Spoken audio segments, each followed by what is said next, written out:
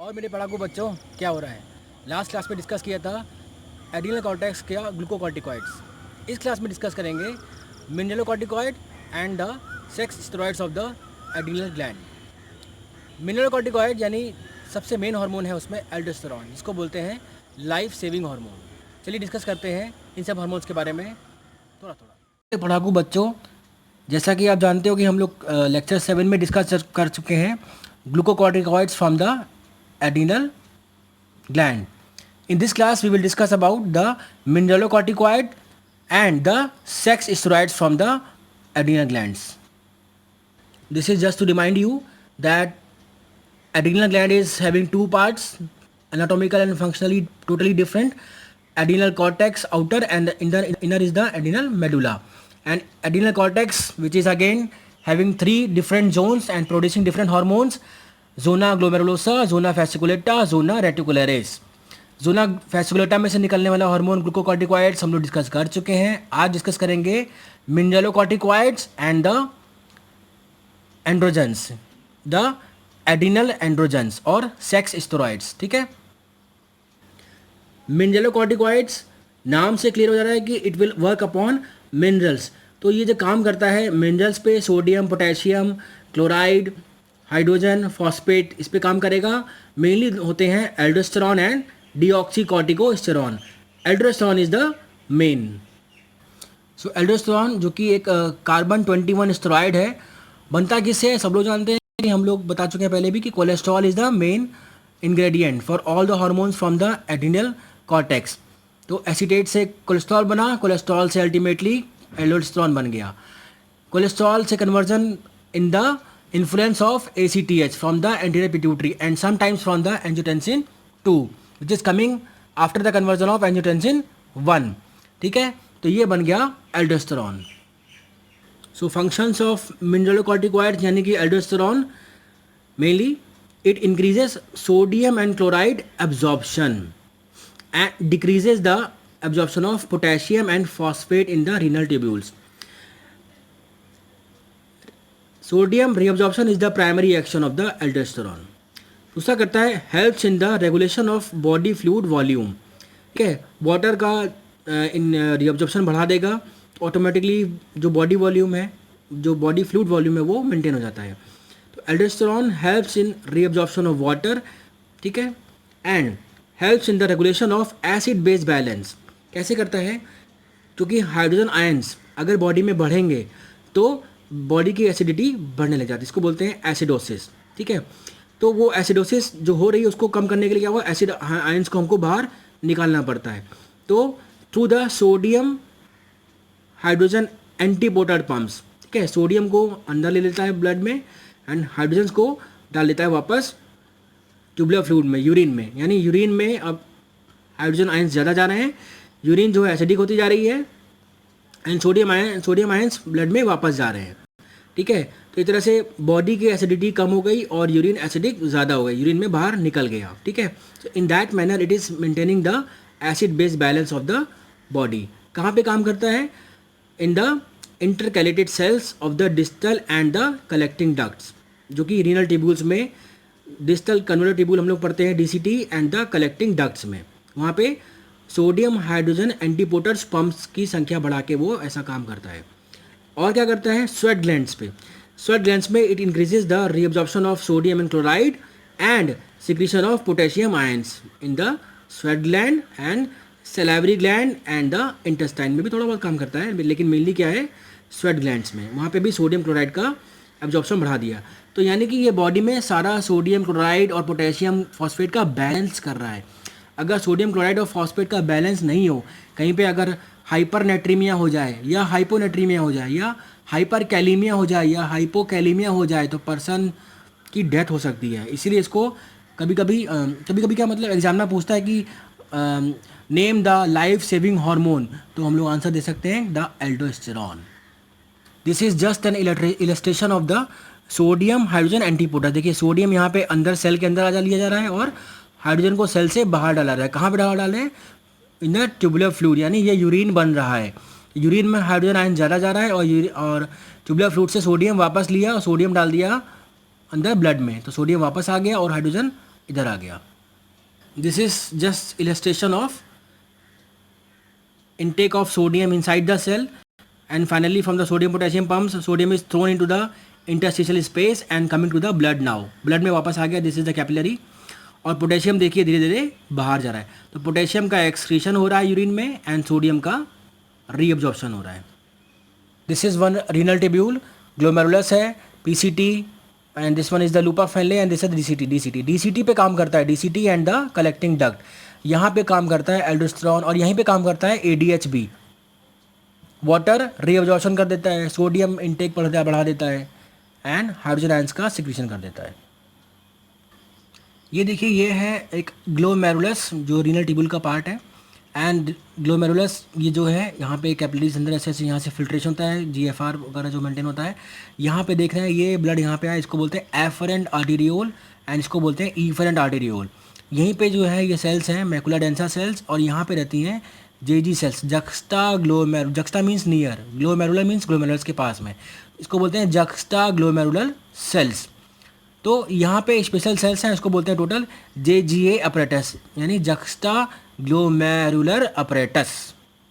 अब मैं क्यों बता रहा हूँ अभी बताता हूँ. Many a times a question has been asked, explain the rennin angiotensin aldosterone mechanism. इसीलिए मैंने आपको पहले वो जेजी अपरेटस दिखा दिया था. होता क्या है कि जो जेजी अपरेटस देखा था आपने अभी, ठीक है, वो किडनी के पास में. तो जक्स्टा ग्लोमेरुलर सेल्स जो हैं यहाँ पे थोड़ी सी दिखाई है, किडनी दिखाई हुई है. तो क्या होता है जब भी कभी हाइपोवॉल्यूमिया होगा, ठीक है, यानी ब्लड वॉल्यूम लेस हुआ. तो ब्लड वॉल्यूम लेस कैसे हो सकता है? या तो डिहाइड्रेशन हो जाए, डिहाइड्रेशन हुआ, या हेमरेज हो गया किसी पर्सन को, तो अपने आप ही, एंड सोडियम डेफिशिएंसी. तो जो जेजीए सेल्स होती हैं they are having power to detect the low sodium in the blood और low water content in the blood. तो whenever there is a dehydration और हेमरेज और सोडियम डिफिशियंसी, तो क्या होगा? Because of that blood volume decrease, blood volume, the cell will detect that there is a change in the blood. और क्या हो जाता है? Because of that low blood volume, blood pressure भी कम हो गया है, लो ब्लड प्रेशर भी हो गया है. So this all things will be detected by the JGA sales.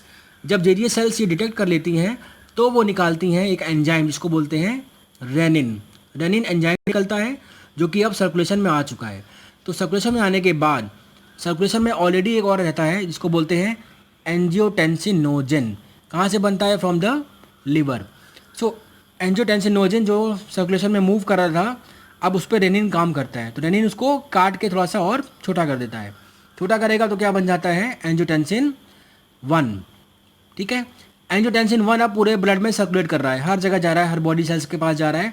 तो सर्कुलेट करते करते कहाँ पहुँचता है? जब लंग्स के पास पहुँचता है. तो लंग्स की जो एल्वुलर सेल्स हैं they are having one enzyme that is called angiotensin converting enzyme, ACE. याद रखिएगा. तो ACE जो होता है वो एंजियोटेंसिन 1 को और थोड़ा काट छाट करके, क्योंकि एंजाइम है, काट देता है, काट के और क्या बना देता है? एंजियोटेंसिन 2. ये हो गया पोटेंट वेसोकंस्ट्रिक्टर, द एक्टिव फॉर्म. ठीक है, तो एंजियोटेंसिन बात करते हैं, वो एक्चुअली क्या होता है? एंजियोटेंसिन 2 एक्टिव फॉर्म होता है. एक्टिव ब्लड में सर्कुलेट क्यों नहीं कर रहा है? क्योंकि अगर हमेशा एक्टिव फॉर्म में सर्कुलेट करेगा तो हमेशा कुछ ना कुछ काम करता रहेगा, इसलिए वो पहले से ही एक इनएक्टिव फॉर्म में ब्लड में रहता है. ठीक है, तो angiotensinogen finally converted into angiotensin 2. अब ये एंजियोटेंसिन 2 जो सर्कुलेशन में मूव कर रहा है ये पहुंचता है टू द एड्रिनल कॉर्टेक्स के पास. ठीक है, जैसा हमने पहले ही बताया था कि एड्रिनल कॉर्टेक्स पे दो चीज़ें काम कर रही हैं, एंजियोटेंसिन 2 प्लस ACTH.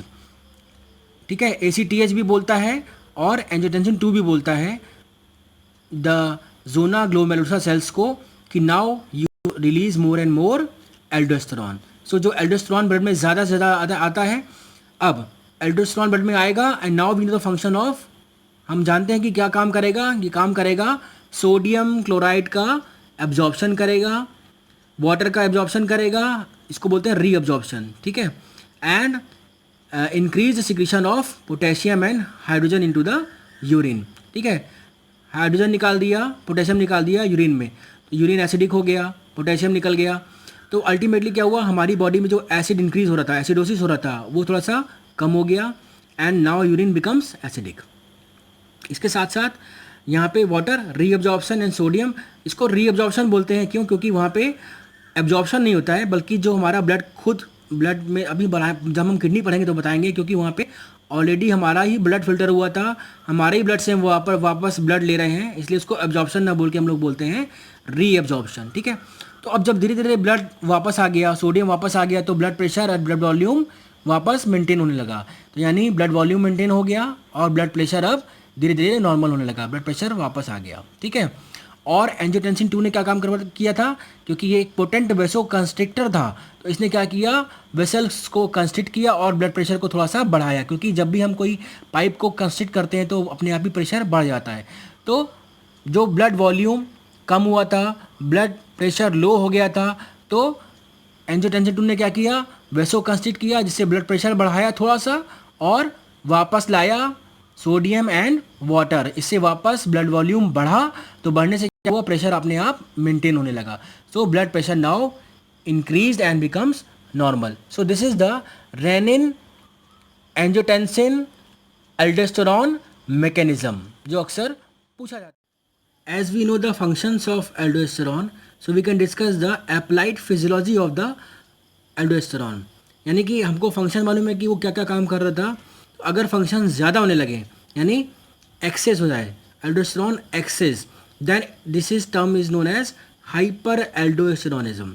ठीक है, दो तरह से हो सकती है, प्राइमरी एंड सेकेंडरी। प्राइमरी मतलब कि जो एडिनल कॉर्टेक्स है उसमें जोना ग्लोमेरुलोसा, उसमें खुद कोई ट्यूमर हो जाए तब। और सेकेंडरी मतलब कोई बाहर का कॉज। सेकेंडरी मतलब कि this occurs due to the use of diuretics, nephrosis, cirrhosis of liver and congestive cardiac failure. इसमें क्या था, प्राइमरी में क्या हुआ, ऐसा कोई ट्यूमर बन गया जो ज़्यादा सिक्रीशन करने लगा, but this is a very rare condition and known as Conn's syndrome. But जो भी होगा, अल्टीमेटली हाइपर सिक्रीशन या hyper excess function of the aldosterones क्या होगा, सोडियम कंटेंट जो है वो बॉडी में वापस ज़्यादा आ जाएगा, वाटर कंटेंट ज़्यादा हो जाएगा और पोटेशियम बाहर निकल जाएगा और हाइड्रोजन आयंस बाहर निकल जाएंगे यूरिन में। तो क्या हुआ, जब हाइड्रोजन आयन बाहर निकल गया, यानी एसिड सारा बाहर निकल गया, तो person will have metabolic alkalosis, alkali ज़्यादा होने लगेगा, and the person will have primary hypernatremia. Hyper means ज़्यादा sodium in the blood, sodium ज़्यादा हो जाएगा ब्लड में, बहुत डेंजरस कंडीशन है। एंड हाइपोकैलीमिया, ठीक है, less potassium in the blood. तो hypernatremia, hypokalemia and metabolic alkalosis, तो person will have, and ultimately the person will also have the hypertension। अब बात करें एल्डोस्टेरॉन डेफिशिएंसी की, अगर कम निकलने लगे तो कम निकलने का क्या कारण हो सकता है, या तो सर्जिकल रिमूवल कर दिया हो, या कंजेनाइटल डेफिशिएंसी ऑफ एल्डोस्टेरॉन हो, या सीवियर पोस्चरल हाइपोटेंशन हो, या डिक्रीज रेनिन प्रोडक्शन हो। रेनिन कम निकल रहा है तो अल्टीमेटली वो एल्डोस्टेरॉन भी कम निकलता है।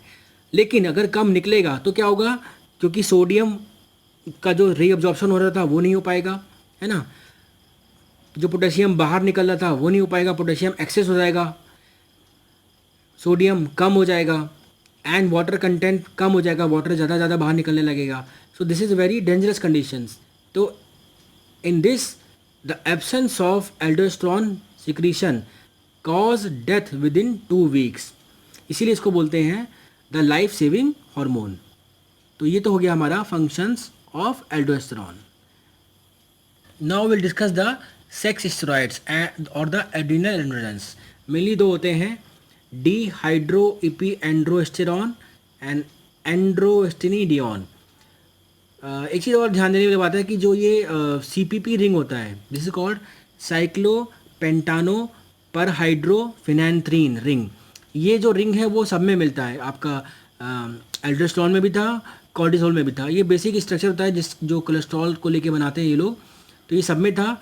मेनली दो रहता है sex steroids, dehydroepiandrosterone and the androstenedione. Functions of this hormone is not that much important, but mainly responsible for increased muscle mass, increased hair growth, increased sebum secretion, etc. during adolescence. These are probably responsible for libido in females. Lack of these hormones leads to decrease of pubic and axillary hairs in females। ये देखा गया है कि जो females में last में कम हो जाता है तो उनमें ये हेयर्स फॉल होने लगते हैं। Applied physiology of sex steroids में ध्यान देने वाली बात यह है कि अगर कभी बाई चांस कॉर्टिसोल सिक्रीशन कम होने लग जाए, तो अगर कॉर्टिसोल सिक्रीशन कम होगा तो क्या होगा, जो नेगेटिव फीडबैक मिलना था ACTH को वो तो नहीं मिल पाएगा, तो ACTH सिक्रीशन ज़्यादा होने लगेगा। ACTH सिक्रीशन ज़्यादा होगा तो अल्टीमेटली वो जो है एड्रिनल कॉर्टेक्स पे काम करेगा, तो कॉर्टेक्स पे काम करेगा तो सारे हार्मोन बढ़ने चाहिए, लेकिन कॉर्टिसोल नहीं बन पा रहा है, तो अल्टीमेटली कौन सा हार्मोन बढ़ने लगेगा, the sex steroids.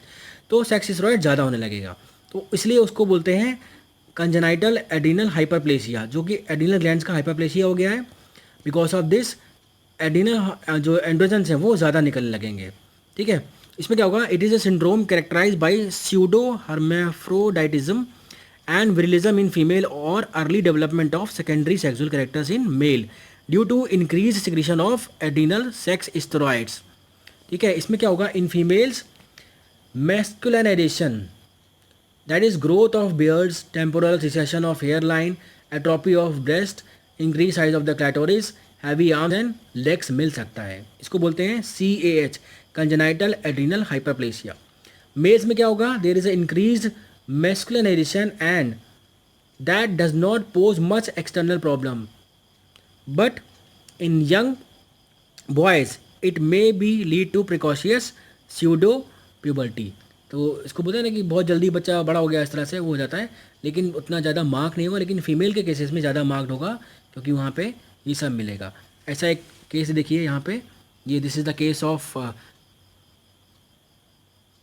एड्रिनोजेनाइटल syndrome in a female. Beard develop हो गया है, मैस्कुलाइन फेस हो गया है, तो this is the applied physiology of this sex androids because of congenital adrenal hyperplasia। These are the books used for this learning session of aldosterone and adrenal androgens। ये हो गया आपका text book of medical physiology by Venkatesh, and this one is the Tortora, very well known, very favourite book of mine, and this one is the Mahapatra, and this one is the CC Chatterjee। Thank you. Hope you got the idea of why it is has been named as life saving hormone, है ना, क्योंकि sodium potassium सब पे काम कर रहे हैं और बहुत ज़रूरत भी है हमारे लिए।